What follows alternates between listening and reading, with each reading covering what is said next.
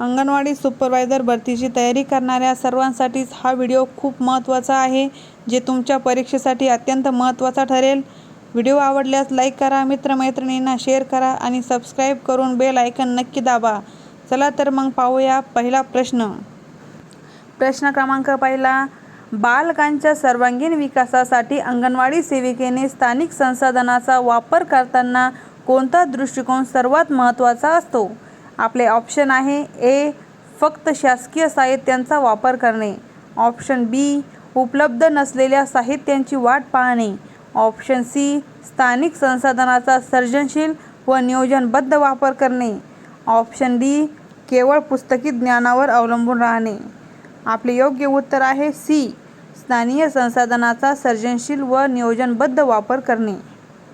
आपला यानंतरचा प्रश्न आहे प्रश्न क्रमांक दुसरा.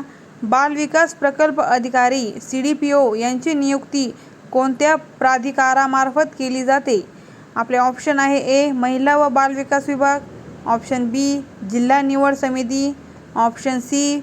महाराष्ट्र लोकसेवा आयोग. Option D. ग्रामपंचायत. आपले योग्य उत्तर आहे ऑप्शन क्रमांक सी.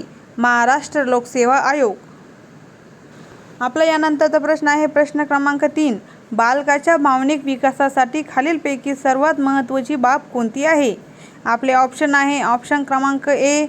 कठोर शिक्षा देणे. ऑप्शन बी. दुर्लक्ष करणे. Option C. प्रेम, काळजी व सुरक्षित वातावरण. ऑप्शन क्रमांक डी. जास्त अभ्यास करणे. आपले योग्य उत्तर आहे ऑप्शन क्रमांक सी. प्रेम, काळजी व सुरक्षित वातावरण. आपला यानंतरचा प्रश्न आहे प्रश्न क्रमांक 4. बालकांच्या सर्वांगीण विकासासाठी अंगणवाडी केंद्र हे कोणत्या विभागाच्या समन्वयाने कार्य करते? आपले ऑप्शन आहे ए. महिला व बाल विकास विभाग. Option B. आरोग्य व कुटुंब कल्याण विभाग. Option C. शिक्षण विभाग. Option D. ग्राम विकास विभाग. आपले योग्य उत्तर आहे ऑप्शन क्रमांक ए. महिला व बाल विकास विभाग. त्यानंतरचा आपला प्रश्न आहे प्रश्न क्रमांक 5.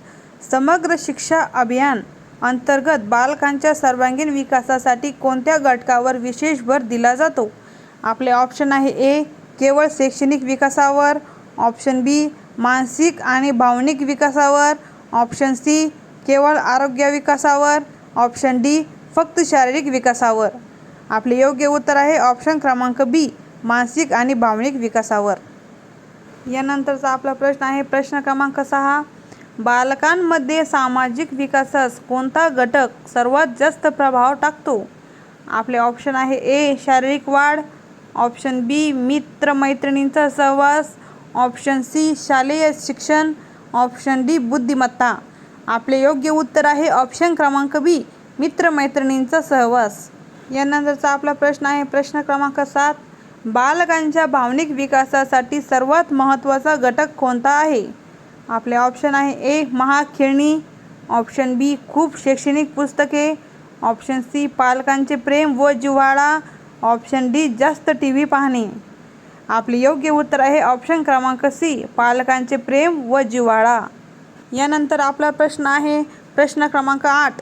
अंगणवाडी सेविकेच्या कामांचे शैक्षणिक नियोजन करताना खालीलपैकी कोणता घटक सर्वात महत्त्वाचा मानला जातो? आपले ऑप्शन आहे ए. सरकारी योजनेचे वेळापत्रक. Option B. मुलांची वयोगटानुसार गरज व स्थानिक परिस्थिती. Option C. केवळ उपस्थिती नोंदवही. Option D. वरिष्ठ अधिकाऱ्यांचे आदेश. आपले योग्य उत्तर आहे ऑप्शन क्रमांक बी.